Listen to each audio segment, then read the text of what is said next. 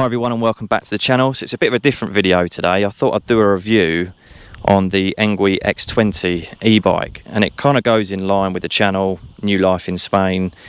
And this thing here, depending on where you are in Spain, of course, if you're in the rural areas, it might not be as ideal. But for me, it's an essential. I go to the supermarkets, I go down to the sea, I go up through the mountains. And yeah, I really use the car. I think it's great value for money as well. So this particular model is 1,649 euros, which I think as e-bikes go is relatively on the what you'd call a budget side, but it certainly doesn't feel like a budget bike at all. It's very solid, very well made. You've got twin disc brakes, front and rear suspension, fully adjustable, brake lights, front light there. You've got a computer screen up here as well, and you've got 3 drive modes. You've got eco, normal, and then sport, and then each of those modes have got a level of battery assistance from 1 to 5. So I normally use this in normal mode, but max assist. Yeah, minimal effort required. I mean, you don't even have to really apply any pressure on the pedals to get it to go. All you need to do is keep these rotated, and all the time you're rotating the pedals, the battery will be giving you assistance. Just wait for this guy on the scooter to go past. But yeah, it's minimal effort required. Once you push off, you just need to keep those pedals rotating, and all the time they're rotating, the battery is giving you assistance. And yeah, there's literally, you don't ever have to apply pressure on there at all. Even when you're going up these big hills, I was going on one to get here and it was kicking out about 950 watts of power, and all I was doing was keeping the pedals rotating.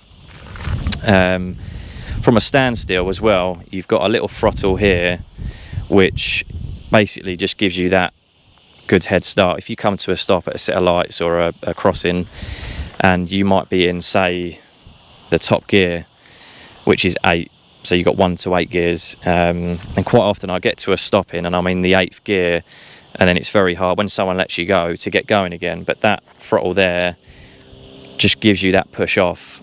So I guess it's not really a throttle, it just gives you a kick to get you going, and then it cuts out. I mean, it doesn't even get you to 1 kilometre an hour, it's simply just to get you off from a standstill. You've got these big chunky tyres as well. They are fairly knobbly, but I've ridden this on the road, on this gravel and up through the mountains, and I think they're a perfect all-round tyre.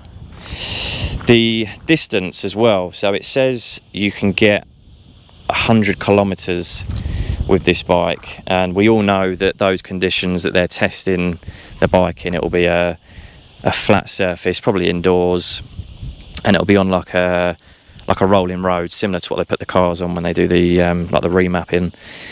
So the realistic kilometres that you get on a full charge, I would say, I mean, for me on average, again, the terrain around here isn't very even. It's sort of up, down, and I tend to get about 50 kilometres, and then when I put it in sport, that drops it right down, and you can probably get 35, 40. But I think if you were just on a straight ride, maybe if you were down in Benidorm and you were going along the seafront, it probably wouldn't even use 5% of the battery. It's the hills, when it has to then kick out more power, that really sort of drains the battery.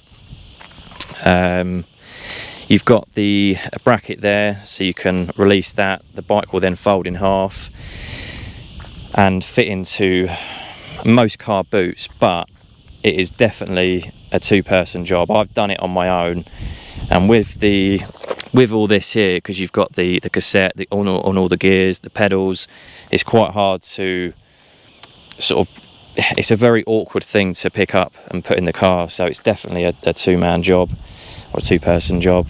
Another thing with this model, the X20, you've got like a little saddle seat here, which I've covered up. I've put like a rear bag on there. I think I've seen online you can get some little foot pegs that come out from here, so you could put your child on the back maybe.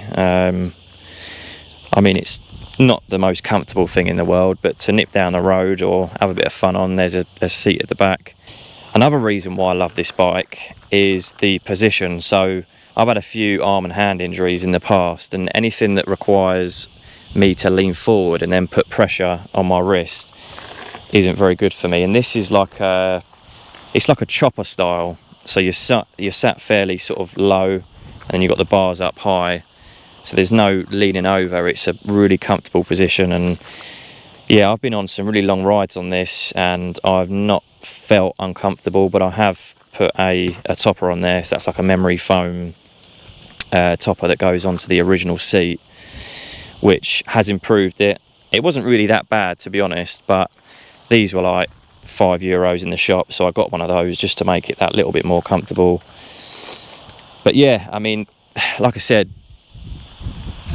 I love driving, I love my cars, and I'm not one of those people that would normally hate doing a long journey or getting in the car and going for a drive. But since we've been living in Spain for quite a while now, I've tried to avoid using the car for many reasons. One, when you get in it, unless you've got it in an air-conditioned garage, it's extremely hot when you get inside. You've got to put the aircon on, get it to cool down. But you can't go wrong with this. €1,649. It does realistically up to 50, 60 kilometres. You can park it anywhere. I've got a little chain lock there, so I can go down to Benidorm or wherever else. If there's no parking, find a lamp post or a tree or whatever post, attach it to that, and off I go. So yes, I would highly recommend this bike if you move to Spain.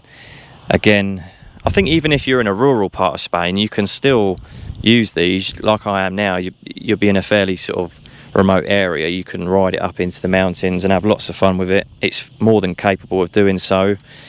But I mainly use it to avoid using the car. If I need a pint of milk or, you know, something from the shop, I jump on this, and I'm there probably in just about the same sort of time that I'm in. Oh, we've got some quads coming past now. Have a look.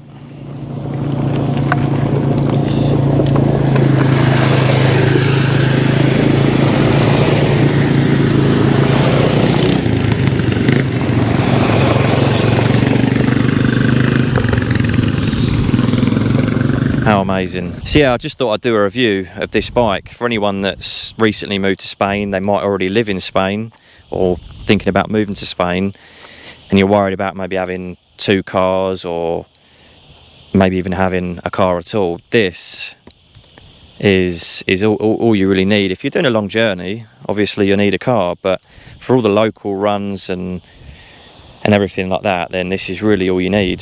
The negatives, before I come out here, I try to think of some negatives because I want you to understand I'm giving you an honest review, but I can't really think of any negatives with this bike. I mean, maybe some higher gears. So it goes from 1 to 8, so maybe a few more gears, but then the battery only assists you up to 25 kilometers an hour. So when you're in gear 8, doing 25 kilometers an hour, that's more than enough. It's mainly, I like to go quite fast downhill.